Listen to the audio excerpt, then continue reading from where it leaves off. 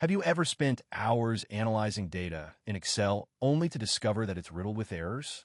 Maybe you've encountered missing values, incorrect formatting, or even entire columns of gibberish. Well, today we're going to talk about a game-changing feature in Excel that can help you prevent bad data entry forever: data validation.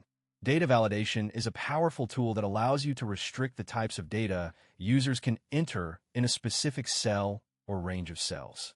This means you can control what data is allowed and what's not, ensuring that your data is accurate and reliable. Let's dive into the nitty-gritty of how to set up data validation in Excel.